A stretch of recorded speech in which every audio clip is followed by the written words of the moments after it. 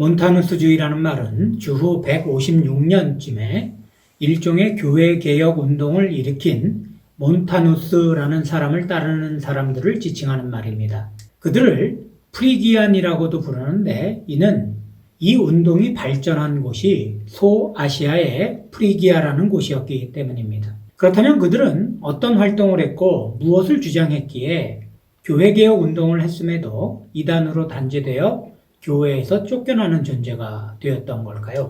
사도들의 시대가 끝나고 채 한 세기도 지나지 않았음에도 교회는 세속화되었고 교인들의 경건 생활은 이완되어 갔습니다. 세상의 종말이 임박한 것으로 믿으며 긴장을 놓지 않았던 초대교회와는 달리 재림의 지연으로 인해 교인들의 윤리적 태도에 문제가 생겼으며 심지어 이에 실망하여 교회를 떠나는 사람들도 적지 않았습니다.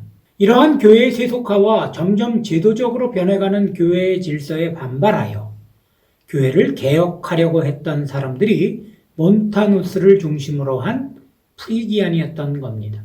몬타누스주의자들은 사변적 이론이나 교리보다는 신앙의 실천에 더 관심이 있었습니다.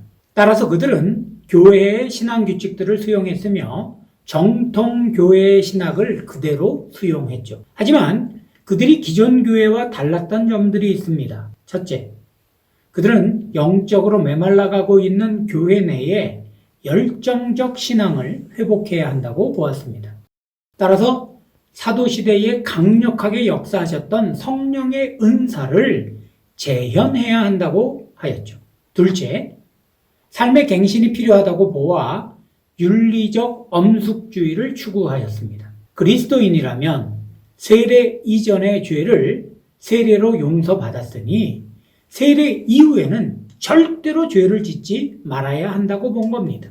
셋째, 당시 로마의 박해 상황에서 기존 교회가 순교를 추구하지 말고 오히려 신앙을 부정하지 않는 범위 내에서 피할 수 있다면 피하라고 가르친 반면 몬타누스는 철저한 순교 정신과 순교 신앙을 강조하며 교회가 순교자들이 흘린 피로 인해 축복을 받는다고 하였습니다. 넷째, 철저한 금욕주의를 강조했습니다. 엄격한 금식 규정을 만들어 지켰고 심지어 결혼에 대해서도 엄격한 제한을 두었습니다. 결혼을 금지하지는 않았으나 오히려 독신 생활을 미화하고 권장했죠. 이러한 몬타누스의 가르침은 그야말로 선풍적으로 아시아 교회에 급속히 퍼져나갔습니다. 전통적인 교회의 교리를 수용하면서도 색다른 가르침과 열정적이고 생동력 있는 신앙생활, 그리고 도덕주의적 윤리관까지 기존 교회의 냉랭하고 건조한 신앙 분위기에 있던 당시 기독교인들에게 그들은 매우 신선한 충격이었습니다. 당시 아시아 교회 감독들의 보고에 의하면 교회가 텅 비었다라고 할 정도였으니 그 기세가 어느 정도였는지 알 듯합니다. 심지어 3세기 초 당대 가장 탁월한 신학자 중 하나인 테르툴리아누스도 그들을 지지할 정도였으니까 말이죠. 그렇다면 이렇게 교리적으로는 정통을 거부하지 않고 윤리적으로는 엄격한 엄숙주의이며 신앙적으로는 초대교회의 신앙을 회복하자는 종교개혁을 외친 이들을 교회는 왜 이단으로 정죄했을까요? 자세히 보면 보이기 마련입니다. 이들의 문제는 크게 세 가지로 정리할 수 있는데 첫째, 이들의 가장 큰 문제점은 교회를 분열시켰다는 겁니다. 교회에 있어서 매우 중요한 요소 중 하나는 사도성입니다. 교회는 전통적으로 성령의 유일한 집이며 동시에 사도적 전통의 유일한 보관소로 인식되었었죠. 하지만 몬타누스주의자들은 자기들만이 참 그리스도인이라고 주장하며 별도의 조직체를 만들고 자기들만의 집회를 열었습니다. 이는 그때부터 이미 고백된 걸로 추정되는 사도신경의 거룩한 공교회라는 신조와 상충하는 종파주의적 행동이었습니다. 교회의 통일성과 보편성은 교회의 표지요, 교회의 가장 큰 특징적인 면 중에 하나인데 그들은 그걸 부정한 것이죠. 둘째로 그들의 지나친 신비주의적 행태가 문제가 되었습니다. 몬타누스는 프리스킬라와 막시밀라라는 두 여인과 함께 활동하였습니다. 그들은 자신들이 보혜사 성령에 의해 예언자로 세움받았다고 주장했고 무의식적 황홀경에서 받은 성령의 말씀이라며 예언 행위를 하였죠. 그리고 자신들은 단지 성령의 말씀을 전달하는 수동적 도구라고 주장했습니다. 그리고 성도들에게도 성령의 은사를 체험할 것을 과도하게 강조함으로 극단적 신비주의 성향을 띠게 된 겁니다. 셋째는 이렇게 자기들이 성령으로부터 직접 받은 계시를 새 계시라며 그걸 성경보다 더 권위 있게 여겼다는 겁니다.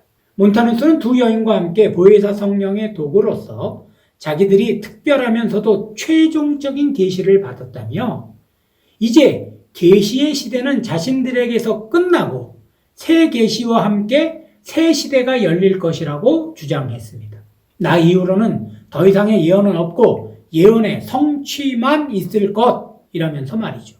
이는 신자들 사이에 남아있던 초대교회가 열망한 그리스도의 재림에 대한 소망과 기대를 소생시킨 일이라 하겠습니다. 그래서 심지어 후기 몬타누스주의자들은 몬타누스를 성령과 동일시하기도 할 정도였습니다.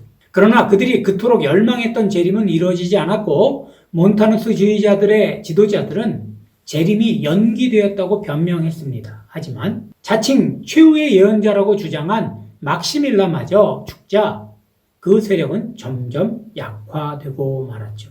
결국 교회는 177년경 몬타누스주의자들을 이단으로 간주하여 교회에서 축출해 버렸습니다. 그렇다고 일시에 사라져버린 건 아닙니다. 앞에서 공부한 마르키온주의자들처럼 그들 역시 로마 황제들에 의해 진압된 이후에도 몇 세기에 걸쳐 그 명맥을 유지하다가 6세기경 역사 속에서 자연스럽게 사라져버리고 말았습니다. 하지만 몬타누스주의 운동이 교회의 일종의 경종을 울린 면도 있습니다. 몬타누스주의의 광풍으로 인해 교회는 신약 성경의 정경화 작업을 촉진할 필요를 느껴 교회가 인정하고 수용할 만한 계시로서의 말씀을 확정하는데 박차를 가하게 되었습니다.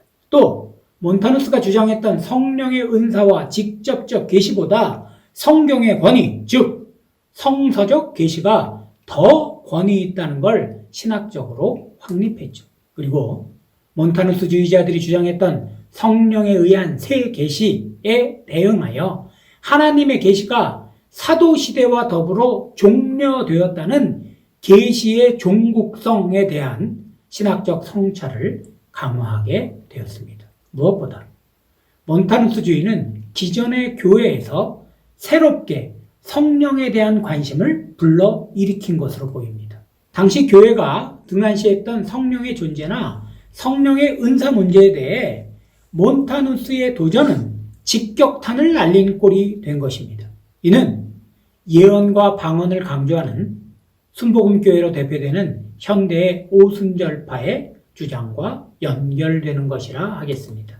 만약 몬타누스와 그의 추종자들이 조금만 주의를 기울여 그들의 갱신운동을 펼쳐 나갔다면 어땠을까 하는 아쉬움이 듭니다만 아무튼 그들은 종파주의적 성향과 지나친 신비주의 그리고 시한부 종말론적 사상과 자신을 보혜사와 일치시키는 일종의 교주적 행위들로 인해 교회로부터 배척을 받고 말았습니다. 그런데 이 몬타누스주의자들의 이단성은 현대의 이단들에게 그대로 이어지는 걸 보게 됩니다.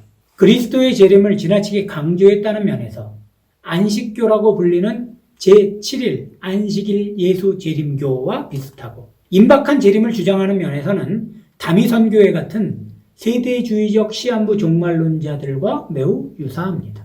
또 성령에 의한 새 계시를 주장하는 면에서는 자기들에게 새로운 계시로서의 또 다른 성경인 몰몬경이 주어졌다고 주장하는 몰몬교를 보는 듯하며 자신들만 참 그리스도인이라고 하는 면에서는 지금 우리 사회에서 볼 수 있는 많은 이단의 주장과 똑같다는 걸 알 수 있습니다. 그리고 몬타누스와 두 여인을 보혜사 성령이라고 주장한 점에서는 대부분의 현대 이단들이 자기 교주를 하나님이나 재림 예수라고 부르는 것에 원조격이죠. 또한 여전히 성경의 말씀보다 하나님으로부터 일명 직통 계시를 받았다고 주장하며 성경의 권위보다 자기 말을 더 앞세우는 이단들도 사라지지 않고 있습니다. 그러므로 몬타누스주의는 사라진 것이 아니라 오늘도 여전히 현상적으로 여러 이단에 의해 재현되고 있다 하겠습니다. 결국 중요한 것은 말씀입니다. 말씀 안에 계시된 길로 가는 것. 이게 정통의 길을 걷는 것입니다. 오늘 강의는 여기서 마치겠습니다.